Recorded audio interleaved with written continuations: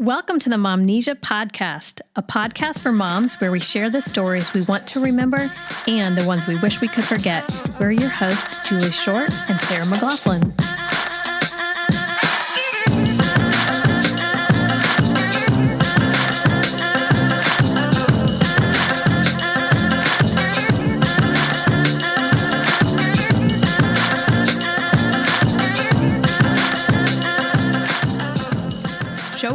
Showtime.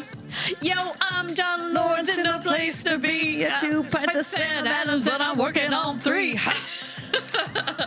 Whenever someone in our house says, "What time is it?" Jane and Willow will say, "Showtime." Oh my goodness. Showtime. Yes. Matt loves singing that just because he gets to swear. Oh, yeah.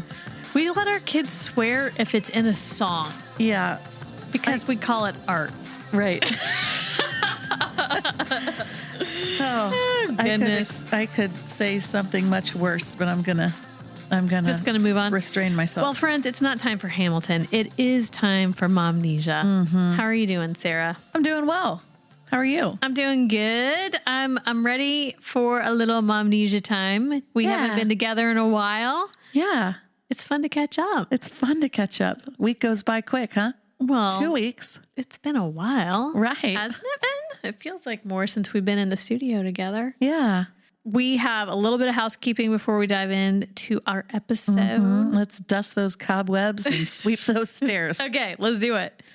So we're about to take the survey down. So one last call out, one last chance. We would love to hear from you.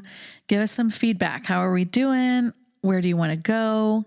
We want to just be better. Be best, as Melania would say. That's right. We're becoming, and as Michelle would say. Thank you so much for all of you that have already filled it out. Your insight is invaluable. And if you put in your email address, Yep. you could win a free t-shirt. Yep. Who doesn't want Momnesia swag? Okay, I'm going to tear down the fourth wall a little bit here. Okay. I was supposed to be handling the housekeeping because supposedly in this moment, Julie thought I might be better at ad-libbing. She is now taking over because I wasn't. The end. Hashtag 8. Okay. Let's build that fourth wall back up. Yeah, we do have a review to read. Did we cover all the things? Yeah, I think that's it. I Fill think out the so. review. We washed the windows. We sprayed the oven. Housekeeping's done. Oh my gosh, do you really spray the oven when you clean? But I do that maybe once a year and I don't spray anything. I just push the oven clean button. I actually don't think I've ever done it, but I know that Jeff has done it. Well, thanks, Jeff. So somebody does it. Okay. Now my job was to read the review. Yeah. Am I still going to do that? You read the first half. I'll read the second. Okay. Because this is a long one, folks. Settle in. Settle in. Just kidding. It's Get not your that pipe. Are you going to go? Oh, I'll do the first half. I thought you were doing the first half. This is from Sarah V. Martin. And let me just tell you, this one is from someone we know. It is. Sarah was my college roommate and one of my best friends. 3 years, still one of my best friends. Great review. Thank you, sweet Sarah. But no longer roommates. No. She lives in your attic. That's right. Okay. Momnesia is a perfect podcast for moms, but there's something for everyone. As we connect with each other's stories, we become more understanding, and understanding leads us to love well. Our world needs that. Each episode is compelling, full of laughter, some tears, wisdom, and stories that make you think. Feed gratitude into your heart and remind you that we are all unique and valuable parts of a beautiful, bigger picture. The guests all have something important to share. Ready? Sarah and Julie are great hosts. They have wonderful chemistry and have put together an amazing show. You'll love Momnesia. Enjoy! We're slap happy. If you guys don't want to leave us reviews after that, I totally get it. We get it. We're annoying. It's okay. Thank you, Sarah. Okay. So yes, thank you, Sarah. I know she is a faithful listener. She's so sweet. She sends a Marco Polo after a lot of the episodes. Oh, and gets like very sweet. Follow up. I love it. Thank you, Sarah. Yeah.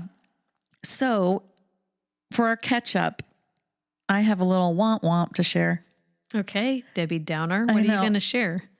Well, I can kind of laugh at myself now. I threw my back out, and it's because I was moving my grand piano from one part of the room. Oh my gosh, were you rearranging furniture again? Yeah. Girl. I know. I'm a chronic rearranger. You are. And how do you not like trip over your furniture in the middle of the night because you forgot where you placed it? I know. I was Or maybe you did, and that's how you threw out your back. Well, I just wanted it in a slightly different spot. I had Jeff there for a little bit, and we moved it from one part of the room to the other. And then I was like, I just don't know. I think maybe it needs to be at a different angle. And I frankly didn't want to wait on Jeff. I wanted it done. Snap, I don't need a man. Apparently I need somebody with a better back than me. Yeah, I was fine. And then the next day I was in that like gasping at every twist and turn. So okay, I don't think I've ever thrown out my back, but I hear people saying that a lot. Oh. So what does that feel like? What is it? Well, good question. I don't know what everyone else feels like. I'm assuming this is what they mean when they say throw out their back. For me, it feels like what's the very hardest is going from a standing position to like the toilet. When I go in that bending position. So almost like a pinched nerve type of thing. So I've had that. Yeah. You know, when a pinched nerve, you turn the wrong way and you're like, yeah, that to me is like in one place. Like, you know, right where that nerve is. And this almost feels like, at least for me, it was across all of my low back. It was just like any twisting, any going from standing to seated, getting in and out of my car. It was so painful. And then I wasn't really sleeping because I'd wake up and be like, oh. Oh man. So I was at church Sunday, and my dear friend Penny, hey Penny Rod, she's like, what did you do? And I was like, well, I tried to move my piano. And she's like, well, you learned your lesson there. And I said, well, it's actually the second time I've thrown out my back doing this. I said, so now I've learned my lesson. And she's like, we'll see. I know how much you like to rearrange. Yeah. It's funny that everyone knows that about you. I know. And I just was thinking, at this time of year, like I get all the Christmas down, and then I'm looking at the empty spaces and I'm like, do I really still want this here? And I'm just inside because of winter. I'm inside my house a lot. And I have the time, not really the time, but I'm in the space and I'm constantly visualizing it. So then I just snap and I'm like, because I don't just rearrange the furniture in the room. I'm like, we should make the dining room the music room, and the living room should be in the dining room, like that kind of thing. Yeah. And the kids' rooms, we'll swap those all the time. I want to know if there are other people out there like that. I can't even imagine how the furniture could be different in my house. So maybe you should come over and look and see if you think there's any other way it could be. Yeah, maybe part of it is this particular house. Our house, it's like the stairs to the bedroom level are kind of in the middle of the house, and the rest is one big circle. So other than the kitchen, everything can be whatever you want. So maybe maybe it's the house's fault. I think that's it. I think it's the house's fault. We'll blame it on the house. So how's your body? My body is actually doing very well. Banging. Thank you for asking. I'm doing my yoga with Adrienne again, and she's doing her 30-day home is what she's calling this series. And I absolutely love it. So my goal was I wanted to do it 30 days in a row. Okay. I've never done anything 30 days in a row, I don't think. And unfortunately, I just broke my streak. Oh, Martin Luther King Day. well, You know, I was out at the Paramount listening to Derek Grant speak at the Martin Luther King Day celebration. Okay, and, then grace. You know, I was doing important things. Right. You were doing yoga for your soul. Exactly. So Solga. But I kept thinking, oh, I got to do it. Oh, I got to do it. And then I just forgot. So I was really disappointed when I realized I didn't do it that day. But every other day I've been doing it. So I adore her. She is such a great yoga guru, instructor. I just love the way she teaches her classes. Cool. So if you've ever wanted to learn or try yoga, completely free. It's on YouTube. It's a great way to get started. You don't have to go to class. You don't have to have a lot of space. You don't have to have a lot of previous experience. And she just walks you through it. And I love her. That's cool. I've done a couple of her videos on YouTube. Is this one, if you just Google the 30 days? Yeah. So if you go to her channel and she has playlists, and this is the top one. So okay. It's called cool. Home. So check it out. But I feel like I'm seeing a difference in my body. I'm feeling stronger.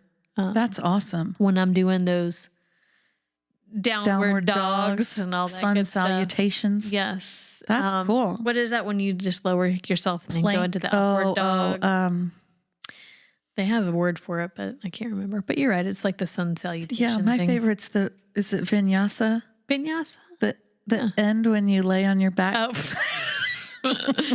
Yeah. No, I do really love yoga. I mean, I say that. I love yoga. I should start doing it. You should. No, I do love it. That's awesome that you're doing it. I mean, I'll forgive you for rubbing in the fact that I threw my back out and then your story's like, oh, I see definition. Well, hey, sorry. No, that is awesome. I'm glad. And I do want to do a little bit of a throwback to our last episode when I was talking about Rachel Held Evans. It's going to be a tie-in to our guest. Okay, good. You know how I said I connect with this person and their her words that she uses? I met Lindsay Hotmire when we worked together at Anderson University. And Lindsay is a writer. And she is another person that when she writes something, I feel like she can, and she does, she writes stuff for me. So a lot of times she was like a ghostwriter for things at AU that I was having to say or do, or letters that were going out on my behalf. And she is amazing. And everything that she reads, like, she's so wise. And anything that she says, I just want to like soak up. So that's cool. I'm so excited that she agreed to be on the podcast with us. She's a bit more of an introvert, and I really had to do some arm twisting to get her on here. So I'm glad she said yes, because I'm excited for you all to meet her and to hear about her story and get to know her a little bit better. I remember you saying that about twisting her arm a little bit, and then she came on and I was really taken with what she did and what she shared, and it was surprising to me. I know. Yeah, it was awesome. You know, those introverts, they're like full of wisdom. You just got to get them talking to actually hear it. Yeah. Well, here is our interview with Lindsay.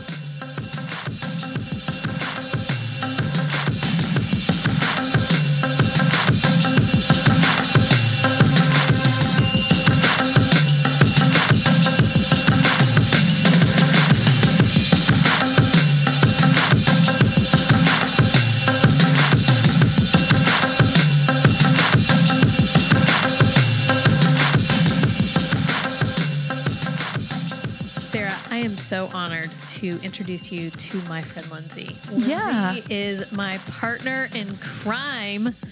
When we were at AU, we worked together for 3 years. Okay. And I felt like I met a kindred spirit when we worked together. Very cool. Linz, I'm so glad that you are here with us tonight. Thanks for doing this. I know you are a busy woman, a busy mama, and I'm so happy that you're here with us tonight. I'm so excited to be here. So great to be on and chat with you guys. Yeah. Yay. Well, go ahead. What years were you at AU? What years were you? I was there from 2014 to 2016. Okay. So not real long, but long enough to meet Julie and have her change my world. Awesome. I worked there. We all worked there. There's something we have in common, but we did. I was many years before you. And now she's in Muncie as well, but we just meet on our lunch breaks and walk. Oh, that's cool. So good. That's fun. That's how we keep in contact with each other. Nice. So, Linz, tell us your mom stats. Tell us about your family as well as your professional. Yeah. So I have been a mom for almost 19 years. My oldest daughter and my only daughter turns 19 here in just a few weeks. And then I have 3 boys that basically get my kids stair step every 2 years. So it's 16, almost 15, and a 13-year-old. Okay. So yeah, 4 kids. 4 teenagers. 4 teenagers, almost not a teenager. Like I'm almost out of teen years with one of my kids. And I'm just like, how did I get to be this way? Well, I got to be this way because I got married when I was 19. I was almost 20, but I was married at 19, had Grace when I was 23. So I was a really young mom. But yeah, I wanted to be a young mom. I wanted to be done by having children by the time I was 30, because, you know, when you're 20, you think 30 is so old. Right. And so I wanted to be done, and I was 29 when I had Josiah, and yeah, now I'm looking at a few more years of kids, and then what am I going to do? The promised land. Oh my goodness. So what made you want to be a young mom other than just thinking 30 is old? I can remember telling Ben, look, if we're done by the time we're 30, that means by the time we're 50, like we're going to be flying solo again. That way we'll still be young enough to live life. And now I'm looking at him like, what were we thinking? Like, we couldn't have started having children until now.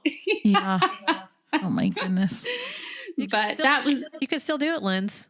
yeah. My parents were young parents. And so, you know, I just kind of thought that's what you do. We had been married for a long 3.5 years. It's like, okay, time to have kids. Yeah. So tell us a little bit about Ben and then also your professional life. Yeah. So what do you want to know about Ben? He's my favorite person. I could talk about him forever. Started dating him when I was 15. So that's why we got married when I was 19. We had been together for a long time. We got married between sophomore, junior years of school. And so I finished out my last 2 years of college married. And that definitely gave me a different college experience, which I only realized how different it was when I started working at AU and I saw these kids doing all these things. And I'm like, terrible. I missed it all. But so we finished out our college years, and then we ended up moving back home, and we both were teachers. I was a high school English teacher for just a few years, but we moved back home and lived back in Ohio until 2014, and then we moved back to Indiana. Ben's a professor. He's a education professor at Taylor University, and so we kind of moved back to home because that's both where we both graduated from. Not at all where we expected to come back to, but we're here, and it's been good. And so yeah, it's me, Ben, and the kids, and we just love to hang out. We love to travel when we can. That's harder and harder with kids being older and busy.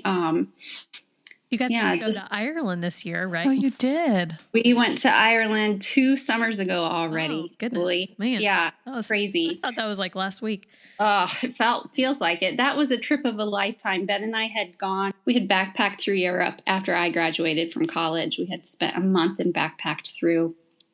And so our kids grew up hearing us talk about that trip and just knew that, you know, someday we were going to take them to Ireland. And so it was 2 years ago, and it's like January, and I'm looking at flights or something, you know, some flight in my email. And I look up at Ben and I said, if we don't go now, we've lost our window. Grace is graduating. Like, this is it. You know, we've got to do it. And so we bought the tickets and took them for 2 weeks. We went over, and it was great. Wow. It was great. Did you backpack with the kids as well, or different kind of thing?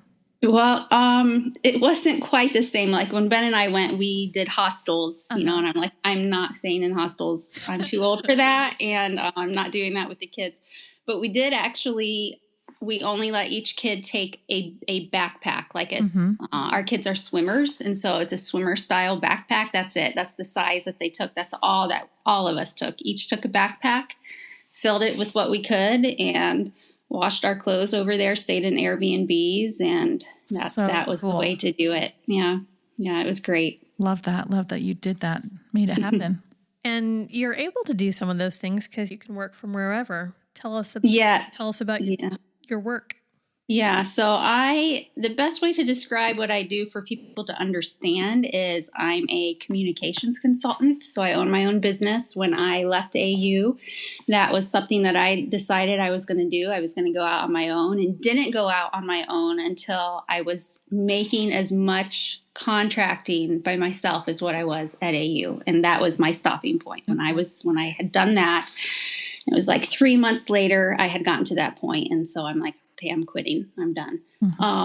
And so have been building my business since then. And it was the perfect move, just from fitting within kind of my own rhythm of life structure, as well as just what it takes to have that business building mindset, especially as a woman in the world, and just, that self-discovery for the last 3 years of doing that. It's been hard, but it's been really rewarding and really growth spurring, if I can use that word. Because especially I think when you work by yourself, so when you're building a business by yourself, it's rough. You go through all those emotions that any entrepreneur goes through, but you don't have anybody to, I can't go knock on your door, Julie, and be like, can I talk for 5 minutes? Right. There isn't that. There's only me. And so, it's been a really good experience though. So I'm so glad I did it, and I can't imagine not doing what I do. I get to work with coaches and thought leaders and just help them to really dig deep into the messaging that they need to be telling, and help them craft that in a way that feels true and authentic and not icky, like so much marketing can often feel. So I just really get to tap into my core strengths and help other people walk into their core strengths. And when I really get to do that, when I'm really working on projects that I get to do that, that's the best feeling in the world. And she's so good at it too. That's so cool. I would have to write something for work, and I'd be like, okay, Lindsay, this is what I want to say. Make it sound good. And it would make me sound so smart. It was wow. Yeah. I also miss not being able to come down to your office and say, make me look smart. So thank you. Love it. So can you say, like, on a daily basis, I know you work alone, but you're communicating with people on a daily basis, how much are you actually interacting with the client? Like, what does that look like each week? It probably varies from week to week. I mean, I'm always emailing with clients, oftentimes, having phone calls with them as well. I'm also in a mastermind that I joined with other fellow copywriters, which is the actual term of what I am, but nobody knows what that means except us copywriters. But in a mastermind of other people that do exactly what I do. And that's been really good. That's the water cooler chats, right? That's the term that I'm looking for. Where you can just jump on a Slack channel and say, hey, I'm really struggling with this. What do you guys do? It's that virtual community, which is really powerful and crazy. We've met up for retreats or had attended conferences. And so you develop this virtual community. But by the time you meet up, it's like you've known each other forever. And that's just the power of technology in the online world is crazy, how it does foster those relationships. So that once you actually get in the flesh, it's that networking, especially for an introvert like me, it's a complete different experience. Yeah. I've heard the word mastermind float around quite a bit. You get all these, join our mastermind, blah, blah, blah, blah. Tell us, what is a mastermind? Is there someone that is like running the mastermind and they're imparting mastermind wisdom to you? Yes. Or what's it like? So it's really, you think of the term mastermind. And so it's a group of minds coming together almost as a collective, so that you aren't the smartest person in the room. You don't want to be the smartest person in the room. You're coming with you're joining other people because you know that they've got knowledge that you don't have, and vice versa. And so you're feeding off of one another, learning from one another, spurring each other on. And then, it's always led by somebody who is ahead of you in business, or, has met the financial mark that you want to meet, or whatever it is, somebody who has gone ahead of you and can mentor you along and help you see things about yourself that you can't see, or push you to move in places that maybe you're not brave enough to go on your own. And I can't imagine having done this year without being in something like that. And I can't imagine moving forward not being plugged into something like that. It's really good to spur on your growth. Yeah. Very cool. We need a mastermind. I know. I just wrote down, find a mastermind stat. But with yours, you're saying your group is a group of collaborative copywriters. I'm wondering, there have to be masterminds, I suppose, where people are doing different professions and it still applies. Yeah. We need to find a podcasting one. Yeah. And I need to find a life one. A singer-songwriter one. What did you say? I just need to find a life one. Yeah. A bunch of people doing life, and they're going to do it better. They're going to become masters. Exactly. Do you call your master sensei or master, or what do you say? No, it's two. It's a man and a woman, and one of the man we call Dad sometimes. He's about the oldest in the group. Okay. So we jokingly refer to him as Dad sometimes, but very cool. Well, it's good. We are so excited to hear your stories because you are a master storyteller. Speaking of mastermind, master storyteller. So, Lindsay, what do you want to share first? Your story you want to remember, or a story you wish you could forget? Yeah, let's talk about what I wish I would forget first. Okay, go for it. Okay. So, the whole concept of one story is such a hard thing for me. Probably is for a lot of people, and just telling my story in general is always hard. It's hard for me to tell my story as somebody who tells everybody else's. Mine is always the last that I want to tell.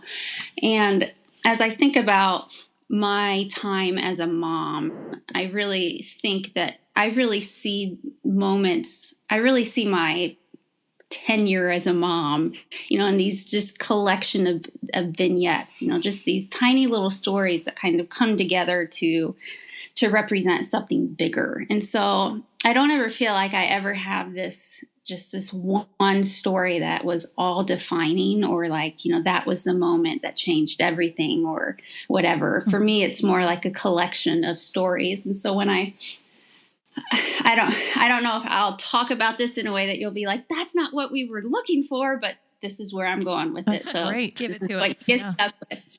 I was just trying to collect my thoughts this morning about what even am I going to reflect on here, and just was thinking about how hard it is to reflect on your mothering, because you're forced to see what you're doing now. You're forced to see where you got it wrong. And at the same time, you're forced to admit where you got it right. And I think that where you got it right part is really hard for at least me as a mom, because showing up with grace to yourself, that's such a hard thing to do. It's easy to say, man, yeah, that's where I got it wrong. I see my life in a collection of vignettes as opposed to detailed stories, probably because I'm very forgetful. It's become a running joke between me and my children. So for me to remember big memories, that's like a massive accomplishment if I remember anything. Yeah. That momnesia is real. Yes, it is. It is. But, I became a mom when I was 23 years old. And at the time I felt like I was totally prepared for this. Like I had lived life. I was 23. Right. So surely I knew what I needed to do to raise another human being.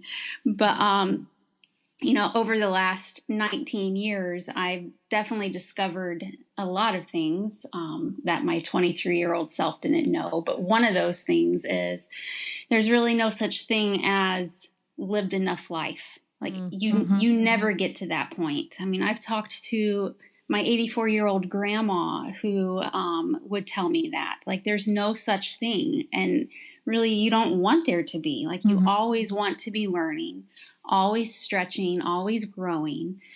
And as I look back on my years as a young mom, I think it's those times of stretching and growing that really, just in life in general, it's those times of stretching and growing that hurt like, well, I don't know if I can say what it hurts like. You can say what it hurts like. So it hurts like hell, it's terrible. You want to do everything you can do to get out of them. But then once you're out of them and you reflect back, you're like, wow, that was a sweet time, or that was one of the most important times in my life. And so all that to say, as I just thought about my 19 years of mothering and what is it that has defined that from a thing that I wish I could forget. And I think it would probably be not one specific story, but multiple stories that display kind of my fear. I think that there has been a large portion of my mothering defined by fear. And that's definitely something that if I could do the do-over button, I wish I could do that over. And I think most moms relate to this. I mean, it starts for some of us before conception even happens with our children, and you're like, am I eating the right foods? I made this list and, am I eating the right foods? Am I taking the right prenatal vitamin? Am I sleeping on the right side? Is the baby moving enough? Should I get an epidural? Then the baby comes and you're like, is the nursery too hot?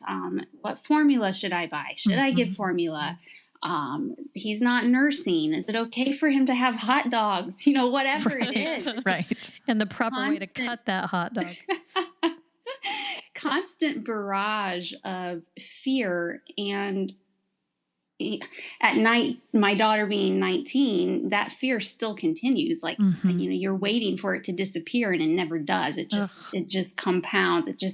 There's always something to worry about. And as I thought about that, what the ability of fear, what it has done to rob you of the joy of mothering, because I think what it at least did for me is fear causes you to wish the days away. Like I think about when Grace was first born, and I just wanted her to be past that 1 year mark so that I could not worry that I was going to lay her down in her crib and that was going to be it.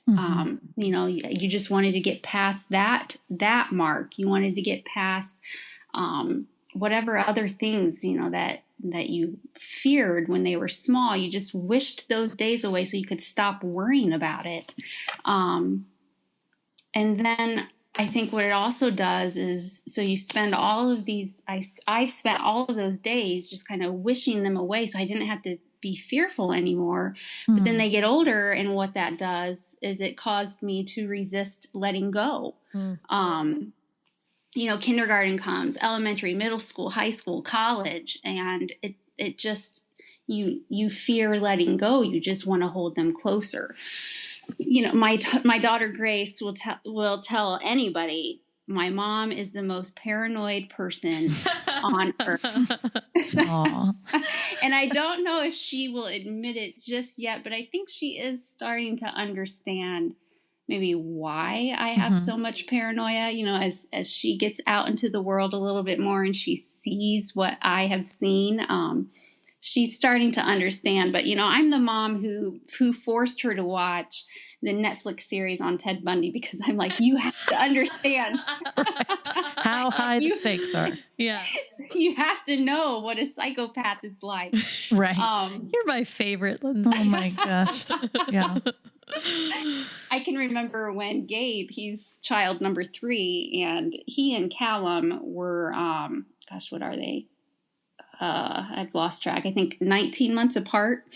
And so I had 3 kids at that time, 3 kids under like 4 or something like that. And I can remember being at the park with all of them, and I was there with my sister, and I always hated parks. I hated them because I was super paranoid that somebody was going to steal my child. Mm-hmm. Yep. And so I was just, it was never a relaxing moment for me because I was always on pins and needles. And but this memory, I can remember launching into panic because I could not find Gabe, and he clearly must have been old enough that he could walk, because I wouldn't have worried that he disappeared otherwise. But I'm looking everywhere for him, and really starting to panic. And I look at my older sister and I'm like, Amy, where's Gabe? And she looks at me like I'm the most crazy person ever and says, you're holding him, Lindsay. Oh my gosh. Yeah. Oh, Lynn. And I was like, it is official. I have had too many children. But oh, I can relate to that. Yeah. But isn't that kind of an interesting metaphor for life? How many things we're looking for and kind of missing the forest for the trees, and it's right in front of us because of fear or whatever it is that has our attention. Yes. Yes. Yeah. And, the power of fear, at least in my life, to cloud any sense of reason. I mean, there he was on my hip. Obviously, that was so normal for me to have a kid on my hip that I didn't feel it anymore. But, that just overtook my ability to see reality because I was so consumed with fear. Mm-hmm. And, for me, and I think for a lot of moms, this job as mom is the most important role I will ever have in my life. And that alone is a fear driver because you want to do it well. Mm-hmm. You want to show up. You want to do a heck of a job at being a mom. And I think that there's a lot of, for young moms today, I think there's a lot more talk about showing up imperfectly and embracing that and being okay with that than there was when I was a young mom. And I don't think that was the case for our own mothers, so we were raised in this kind of environment of mothering has to be perfect. We became that environment. And, I think that today's new moms have all sorts of their own sets of pressures because there's this weird dichotomy of, hey, you don't have to have it all together, but you do because there's this online world that's watching every step. So make sure you have the perfect gender reveal or the perfect newborn pics or the perfect birthday parties. I mean, I'm so grateful I didn't have to do that because I would have failed terribly. And I think that expectation kind of grows and fosters fear. But for me, I know that my fear stemmed out of something very holy, I guess, so to speak, very pure, in that my kids are the most important things to me in the whole universe. Motherhood for me, it's all consuming. It's incredibly defining. And at 42, I think I've come to a point where I'm okay with saying this is the most important job I will ever have in my life. Like, we live in a world where women are, rising up and saying, I'm more than a mom. I don't have to just be a wife and a mother. Like, I'm more than that. Don't define me like that. And that's great. But as I've reflected, as my kids are older now, and I'm reflecting, I'm okay with saying, the thing that's defined me the most, that has forged me the most, the thing I've worked the hardest at, the thing that has drained me and filled me up the most, that's being a mom. My kids have anchored me to my faith. There are days I would have turned my back on my faith had it not been for my kids. And I think when I'm old and I'm wrinkled and I look back on life and count my accomplishments, my actual career, the thing that I work really hard at building, and that really makes me feel valuable, that's probably not going to be on my list at all. Yeah. And so, as I've realize I'm super paranoid. My fear can be suffocating to my children and to my husband. I've had to walk in that knowledge of you better be careful and you better be honest about how you're showing up with your fears, because you can do some serious damage. Yeah. Each time my kids have gotten their driver's license, so I've had to do this twice now, and it's terrible. It doesn't get better. It does not get better. It's awful. Thank God for Ben, because he's amazing and he drives with the kids everywhere, and he's just like my nickname for Ben is Gandhi. Like, he has to take.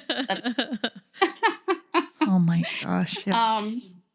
But each time they've gotten their driver's license, I've actually physically, like, it's been a physical action where I've unclenched my fists as just a reminder that they are not mine. Like, they don't belong to me. There's very little that I can actually do to shelter them from all the dangers of the world. And if I want them to grow and flourish, I have to loosen my grip and let them step into that next phase of their life with the excitement and anticipation that they have, and do it in a really graceful and exciting way. It has to be such a willful act, because I just want to pull my kids close and keep them there forever. Right. But, that knowledge of this has to be willful. I think if you've experienced any bit of life, of your adult life, with a parent or a spouse's parent who doesn't know how to let go, you know how damaging and hurtful that can be, like, to you as an adult child, much less a kid. So really early in our marriage, Ben and I vowed to one another, and it was really him just making sure that I would repeat this to myself, that that we would never suffocate our kids under the weight of our own fear. And so we've had to be really intentionally aware of our fears throughout the years. And by we, I really mean me, because I don't think Ben hardly worries at all. But just really work hard to evaluate what's true and valid versus what is existing out of my own selfish desire, I guess, as a mom, to keep my children close. And so that goes back to that story of me losing Gabe when he was on my hip. Right. My fear had so distorted my reality. And so if I don't walk in that knowledge consistently, I know that my fears will just consume me, because that's just kind of the nature of who I am as a person. That's how I've been wired from as long as I can remember. So, Lindsay, how do you keep that in check? What systems have you developed, or how do you do that? Part of it is Ben. Like, this year when Callum pulled away to drive himself to school with my 2 other babies in the car with him, and I'm looking at Ben and I'm saying, is this okay? Like, I'm legitimately saying to him, is this okay? I don't think he should be driving them. And listening to Ben when he says, yes, it's fine. And just knowing I just have to drop it, like, using him as kind of my barometer of, okay, you're just overreacting in your fear and you've got to trust this. So there's that. There is, like I said, that willful unclenching of my fist. Like, it's a tangible, is a true action of that physical response of just unclenching my fist to remind myself, these children, they're not yours. And that constant reminder of their days are numbered, Lindsay. Not 1 minute of your worry is going to prolong their days. There's nothing you can do. If you truly believe that their days are appointed unto them, then you showing up with worry is doing nothing but robbing them and yourself of joy. And that's so much easier to say than to do. So I commend you, friend, for being able to do that, because I completely agree that fear drives so many of my parenting decisions. And guilt and fear, I would say, for me. And being able to turn that over. My mom once, has nothing to do with kids. I was a kid myself, but just my own fear and about the future. She would teach me to stand in the shower and have my hands palms up and then literally turn them over upside down and just say, I give it to you, God. I give it to you. And I turn it over. So just like the physical act, like you said, of unclenching, but for me, it was turning my palms over, like doing those things to help remind you, because it's so easy to grab so tightly. As I heard you talking at the very beginning, you said, like, my first introduction to you was that you had taken your kids to Ireland. You yourself had gone a long time ago, stayed in hostels. Nothing about what you've said sounded fearful. And then you took the kids and you did this thing. And I was thinking, oh, that's so cool. She's like an adventurous mom. As you're saying these things and saying what a current fear has been, I'm realizing that the other thing you're doing besides trusting Ben as your barometer and opening the hands is just, you're doing it anyways. Yeah. You're doing it with the fear, or knowing that that may subside or regress later, but you're you're forcing yourself to go along for the ride anyways, which I think is actually pretty brave. Yeah. Yeah, definitely. That trip, I was fine and not fearful until we were in London. And London was my trigger because it's just jam-packed with people. Right. So we were in England, Ireland, and Scotland. And so, Ireland and Scotland are like the most peaceful places on earth you can be. But then you get to London and it's not. So that was rough. That was really rough. So there was a lot of deep breathing. Yeah. And just a lot of me just taking a back seat and letting Ben lead, just trusting Ben to just lead, and me knowing I just had to take a back seat so that everybody else could enjoy themselves. Yeah. Is there anything else you want to share about those particular vignettes before we move on to the thing you'd like to remember? Yep. Nope. I think that's plenty enough to show people how paranoid I can be. I wrote down lots of little things, though. It's plenty to give us good insight into who you are and good insight for us to reflect on. I was like, man, that is true. There was a lot there. That's one thing I wanted to come back to as well. When you said, thank God we didn't have Pinterest when we were having kids for those birthday parties or, things like that.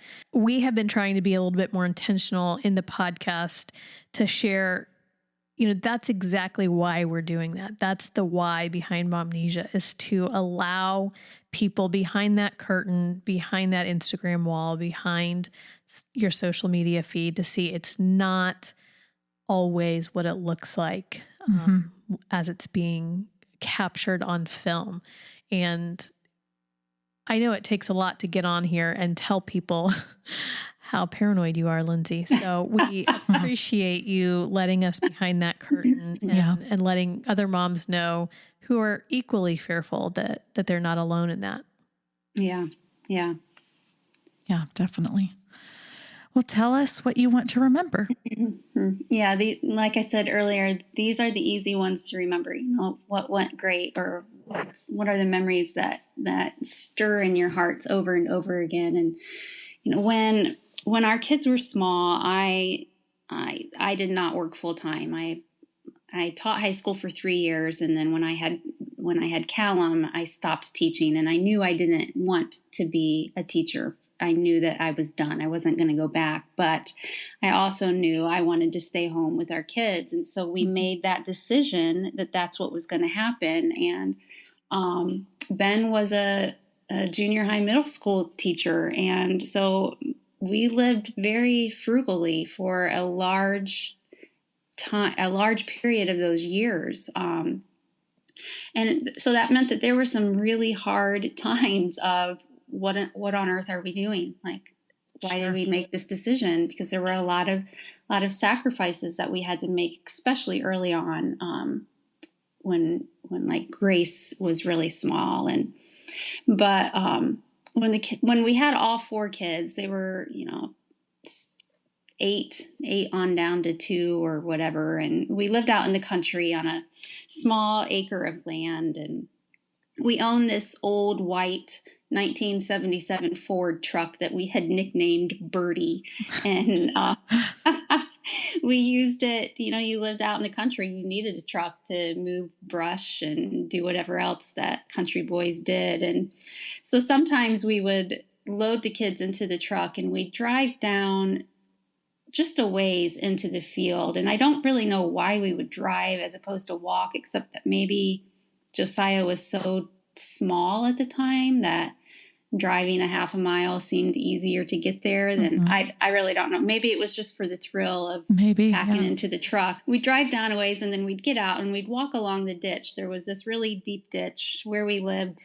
Super deep ditches were all around us. And sometimes they were filled to the brim with water and other times not. But we'd walk along this ditch and all sorts of trees and plants and frogs. It was especially a little boy's absolute paradise to walk along that. And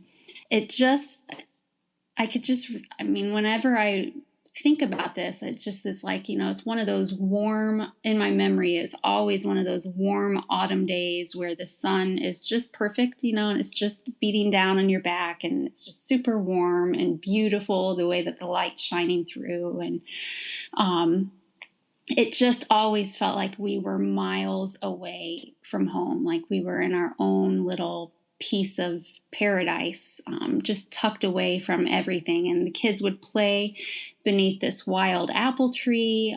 They'd make a makeshift bridge to get from one side of the ditch to the other. And it just was a really precious time, but it wasn't anything that we ever worked to create. It just was a time that kind of created itself, if that makes sense. Yeah. And so we did that. And I think it was a few years later, the kids were talking about it and they referred to this spot as the muddy spot. And they would ask as they got older, they would ask, hey, can we go back to the muddy spot? Or they would reflect on the memory. And it just became clear that even though they were small, they loved those moments as much as we did.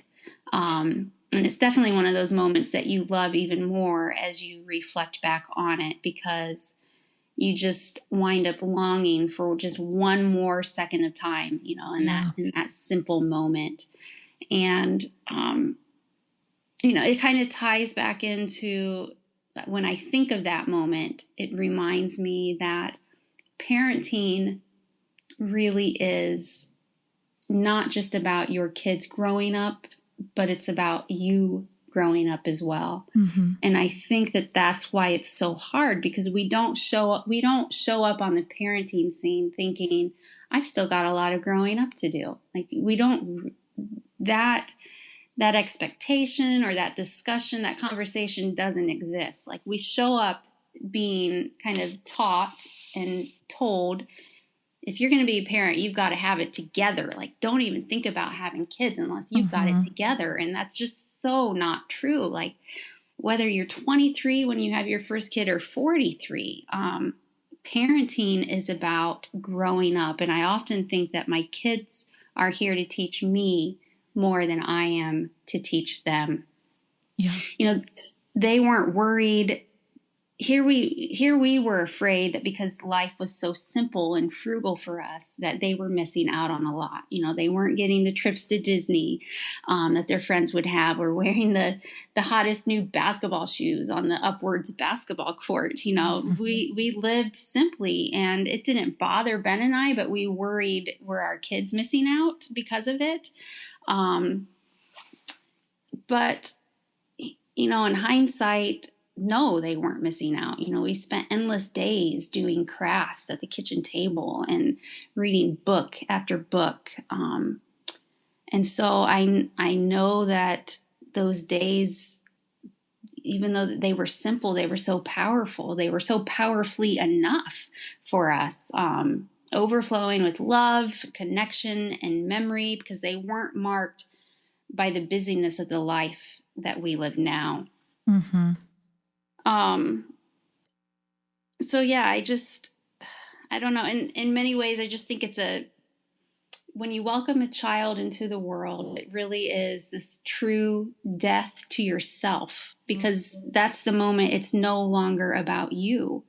And so those sweet moments of the muddy spot, or the pictures of one of the kids on our lap, or whatever the moment is that makes you just long for just one more hold, one more snuggle, one more slobbery kiss.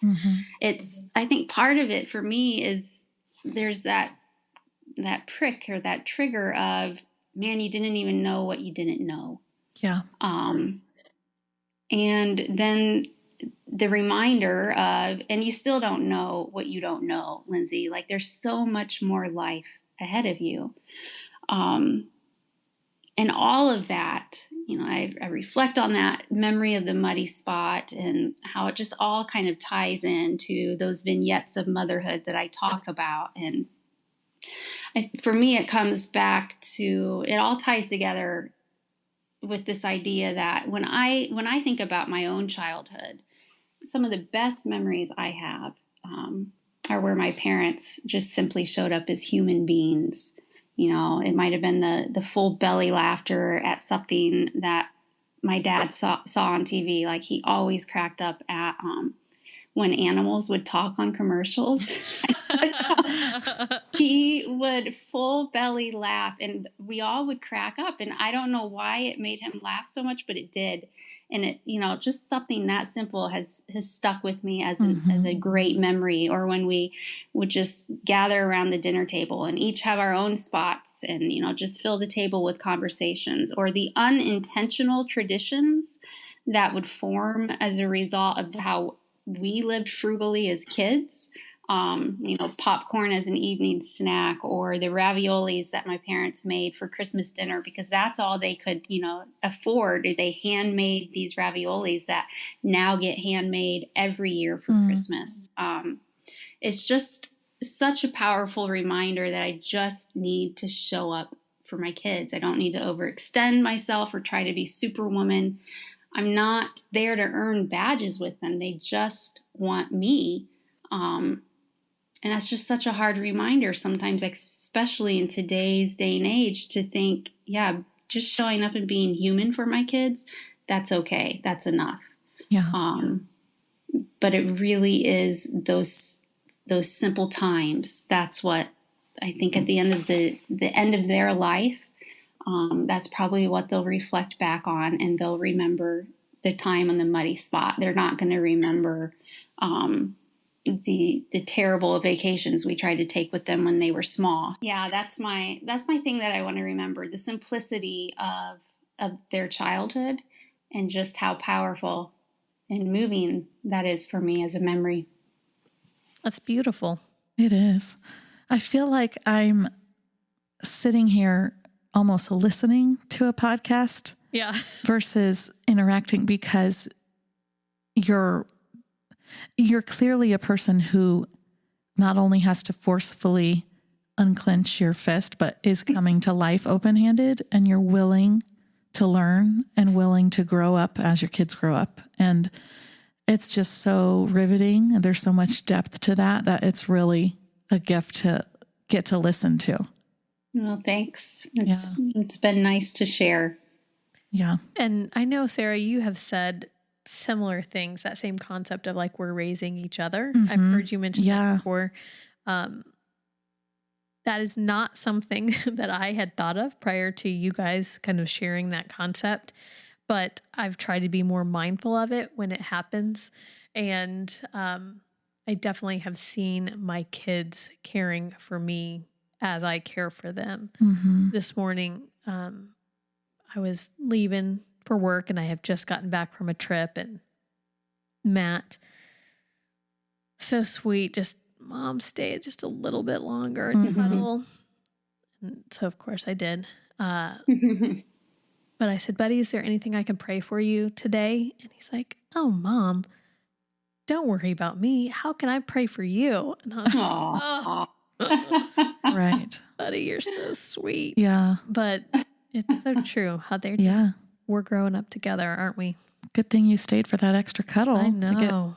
prayed over. He is definitely my cuddle buddy. A few years ago, I wrote a blog post. I'd have to dig it back up. But it talked a lot about family vacations as a kid. And my parents drove this Astro van. Do you remember those big? Yeah. Okay. Yes. Well, the windows in the back seats, I don't know if you ever tried to open or close one of those. They were like the kind of clippy window things. And when you're on the interstate or highway and you try to close it, I mean, it's like a vacuum. Yeah. It's just like, bam, right back in and very noisy. And I was writing about different specifics about, getting to the town and my dad saying, I want to get the lay of the land, and driving around the town. And then there were all these things that we did as a family. And what makes it so special to me, it's like your muddy spot, is that we're the only 5 people in the world that shared that space, so to speak. Like the only people that carved out that corner together. And it kind of makes me emotional to think about just, there's nobody I could really bring those things up to that would feel it or visualize or anything except those people. And what you have with that muddy spot, I think that's what makes it so special, is you're the only people in time and space that will ever have done that together consistently. And that's so cool. Yeah. Yeah. And that, we weren't trying to create a special moment. We were just showing up, being human. Yeah. And kids see that. I can remember a time where Ben and I, after we had attended a church for a decade and decided to leave, and it was a heartbreaking leave for us. We weren't dissatisfied with the church. It was too far away, and we didn't feel like we could live our lives in a missional way like we were being called to. And so we needed to be in our community. And so when we told our friends that we were making this decision, there was one friend who immediately ostracized me from her life. Like, she was a close friend of mine in the church, and that was it. Like, I was cut off, and it was so heartbreaking for me. Like, and like totally shaking. Like, what even are we doing? This is going to be the reaction, the response. Sure. And it was maybe 6 months or a year later, and Grace had some assignment that she had to do in class, and she wrote about how her mom's heart was broken by a friend. And I had never talked to Grace about it, but she saw that. Like, she saw me moving in my humanity, and that was just a powerful thing for me to see, that my daughter saw that, because she was so young. I didn't even think she was observing, but she did, and it moved her, and it made an impact on her and taught her a lesson that I didn't even intend for it to teach her. But just those human moments are the most powerful ones we can create for our kids. Yep. Yeah, and your kids may remember, you laugh and you talk seriously both about the paranoia and the fear, but it's very clear. I'm inspired listening to you. It's very clear that they're going to take a lot more away from that, because you have shown up. I can just hear it in your intention and in how you're talking about humanity, and that being vulnerable with them, that is a great gift you give them. Yeah. Well, Linz, thanks so much for sharing your stories with us. We're always going to go out on a high note here with the mom seat. So are you ready to... I'm ready. Your turn? Okay. Here we go. Disposable or cloth? Disposable. Bottle or breast? Both. Pinterest mom or Amazon Prime mom? Oh, Amazon Prime. Jeans or yoga pants? Oh, yoga pants. Top knot or ponytail? Ponytail. Home birth or hospital? Hospital. Chore chart or managing chaos? Managing chaos. Gender reveal or find out when it pops out? Find out when it pops out. Instagram or Facebook? Instagram. Homemade or store-bought? Homemade. Lullabies or sound machine? Lullabies.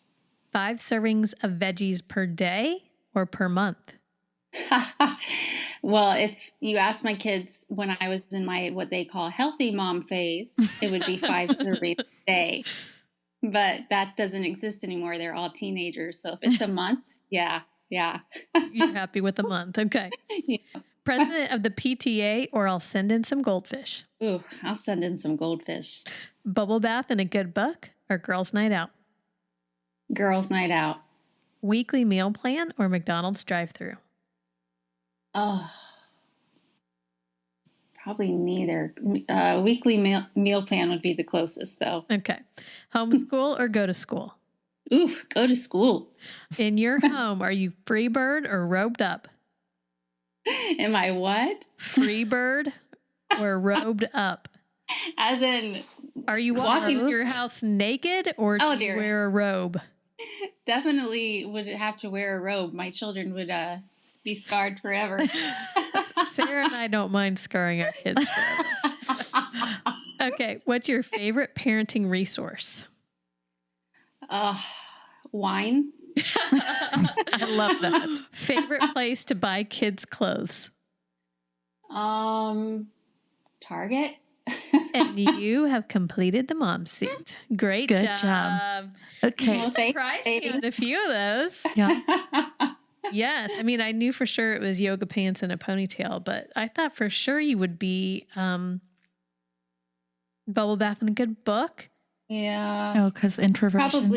Probably because I'm not a bath taker. So it pushed me into the friends. Okay. Yeah. So I'm always like Instagram, Facebook, I don't know. And then this week I did a poll on each on my stories about the science fair. Yeah. A couple of my kids want to do the science fair. And I'm normally like, oh God, no. And so the poll was do it anyways, good opportunity, or no, not at any cost. It's a pain in the butt.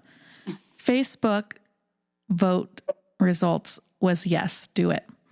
Instagram was no, do not. So I can officially say I've chosen Instagram. Yes. Yes.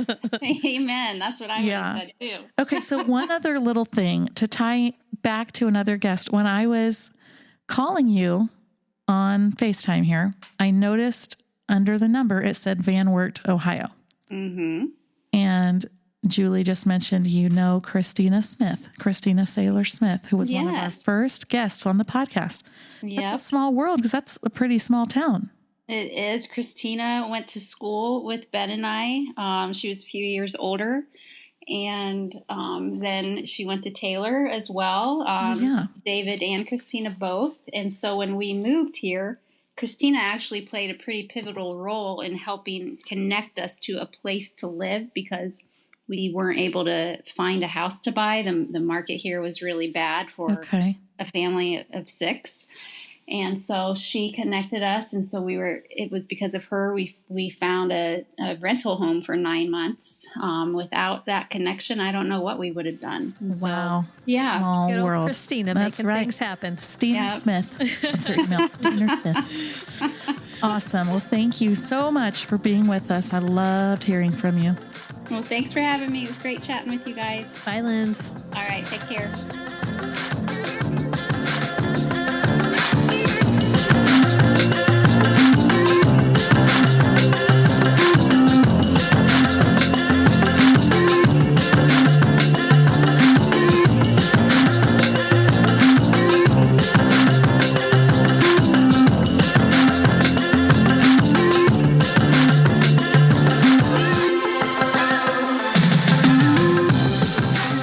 Hope you will come back next week on the Momnesia podcast, where we're going to share more stories before Momnesia sets in and we forget it all.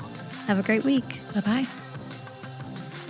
Today's episode of Momnesia was recorded at Grace Church in Noblesville, Indiana, with original music by Phil Larson.